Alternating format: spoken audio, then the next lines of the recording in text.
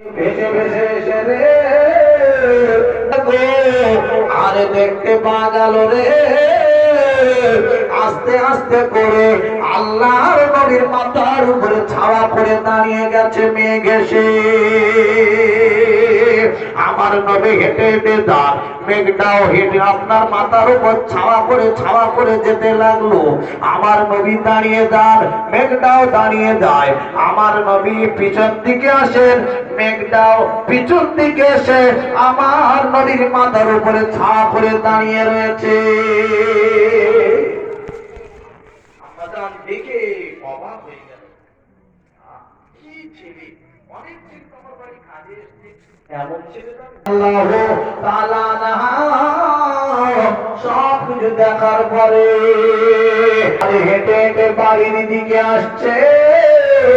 সব বকরিগুলো লাইনে লাইনে লাইনে লাইন দিয়ে আল্লাহর নবীর পিছনে পিছনে আম্মা জান খাদিজার বাড়ি চলে এসেছে। এত বকরি বাবা এদিক ওদিকে পালিয়ে যায়নি, ছড়িয়ে ছিটকে যায়নি। আল্লাহর নবীর বিবি আম্মা জান খাদিজা দেখার পরে রে সব আত্মীয় স্বজনদের ডেকে কাড়ি করেছে। ও আমার আত্মীয় স্বজনেরা সবাই শোনো, কি হয়েছে খাদিজা, কেন আমাদের ডাক পড়ালে বলো। ও খাদিজা বলো বলো গো, কি হয়েছে, আজকের কেন ডেকেছো? খাদিজা ডেকে বলে, ওরে আমার আত্মীয় স্বজনেরা রে, তোমরা খেয়াল করে সবাই মিলে শ্রম করতে চাই। তোমরা যত আত্মীয় স্বজন আছো সবাই মিলে সাহায্য করে যা করলে হয় করে মুহাম্মাদের সঙ্গে আমার বিয়েটা পড়িয়ে তোমরা ছেড়ে দাও। স্বজনেরা রে, আমি যা জানি তোমরা তা জানো না, আমি যা দেখেছি তোমরা তা দেখো রে। ও আমার আত্মীয় স্বজনেরা রে, ভাই মুহাম্মদকে গরিব বলে ছোট করো না, ছোট করো না। এর আব্বা নাই বলে একে ছোট করো না, ছোট করো না। এর মা নাই বলে খারাপ বলো না, খারাপ বলো না। ওরে আমার আত্মীয়রা রে, ছেলে বলো না, এর গরিব বলে ঠাট্টা করো না। আমার যত ধন সম্পত্তি আছে, যত টাকা পয়সা আছে রে, আমি আমার মুহাম্মাদের নামে সব আমি লিখে দেবো। আমার মুহাম্মাদকে আগে বড় লোক করে দেবো, তারপরে বিয়ে করবো। তোমরা রাজি হবে কিনা বলো?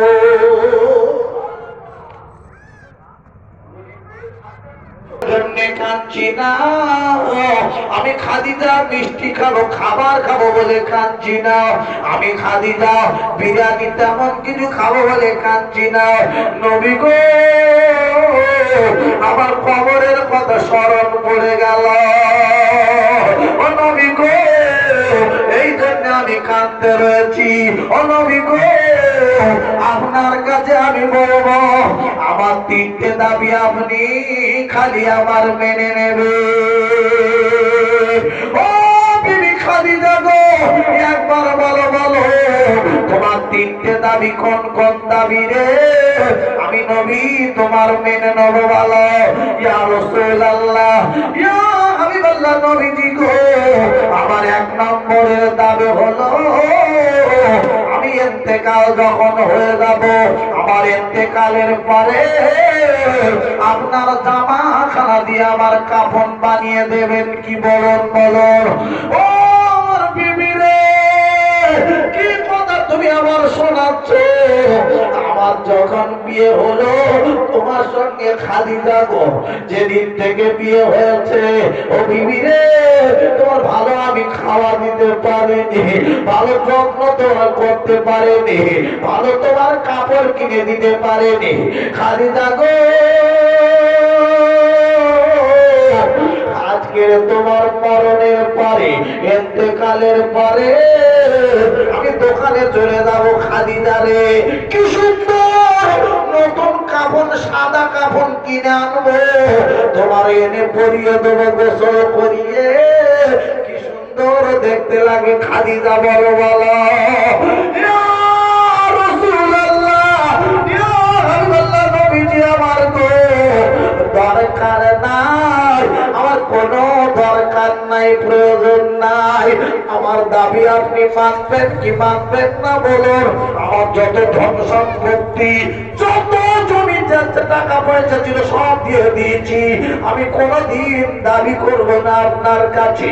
আমি একটা দাবি করব, আপনার জামা দিয়ে আমার কাপড় পানি আপনার দিতে হবে।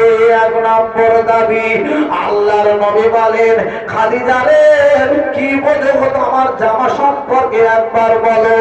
ইয়া রাসূলুল্লাহ বললেন, নবীজি গো, আমার মনে বড় আশা, আমার আপনার গায়ের জামা আমার গায়ে যদি পরিয়ে কবরে শোয়ানো হয়, আমার মনে হচ্ছে আপনার জামার বদৌলতে, আপনার জামার সম্পর্কে আমার কবরের আযাব আল্লাহ আমার দেবে না।